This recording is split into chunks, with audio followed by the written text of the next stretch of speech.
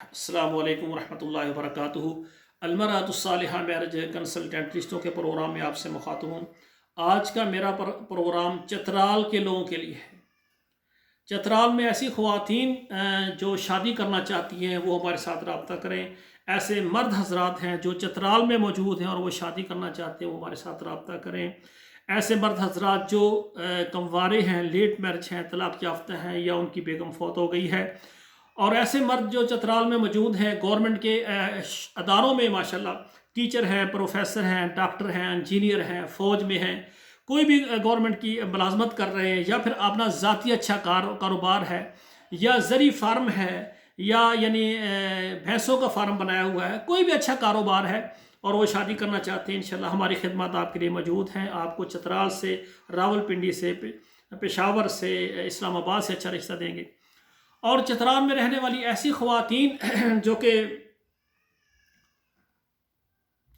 کنواری ہیں، late marriage ہیں، یا پھر طلاق یافتہ ہیں یا بیوہ ہیں، اور وہ شادی کرنا چاہتی ہیں، تو وہ چترال میں رہتی ہیں، اور وہ چترال سے رشتہ چاہیں یا پھر اسلام آباد، راولپنڈی میں شادی کرنا چاہیں، پورے پنجاب سے ہمارے لیے جو ہے الحمدللہ خدمات موجود ہیں۔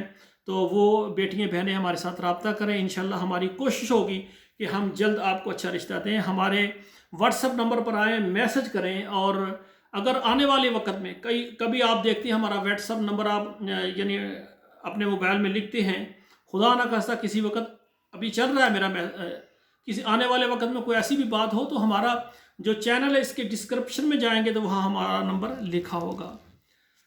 اللہ ذوالجلال سے دعا ہے اللہ ہمارے بیٹوں اور بیٹیوں کے نصیب اچھے کرے۔ المرأۃ الصالحہ میرج کنسلٹنٹ آل پاکستان، تمام عرب ممالک اور تمام یورپ میں جو ہے خواتین حضرات کے رشتوں کے لیے، اور خصوصاً ہمارا پیغام ہے ایسی خواتین جو طلاق یافتہ اور بیوہ ہیں، شادی کرنا چاہتی ہیں، وہ ہمارے واٹس ایپ نمبر پر آئیں، میسج کریں، اپنا نام لکھیں، اپنے شہر کا نام لکھیں، انشاءاللہ کوشش کریں گے آپ کو جلدی اچھا رشتہ دیں۔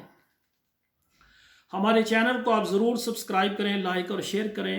آپ کے موبائل میں جتنے واٹس ایپ نمبر ہے 5-10 نمبروں پر شیئر کریں۔ آپ کے شیئر کرنے سے اگر ایک بیوہ بیٹی اور یتیم بچوں کا سہارا بن گیا تو یہ ہمارے لیے صدقہ جاریہ بن جائے گا۔ اللہ ذوالجلال سے دعا اللہ ہمارے بیٹوں اور بیٹیوں کے نصیب اچھے کریں۔ والسلام علیکم ورحمۃ اللہ وبرکاتہ۔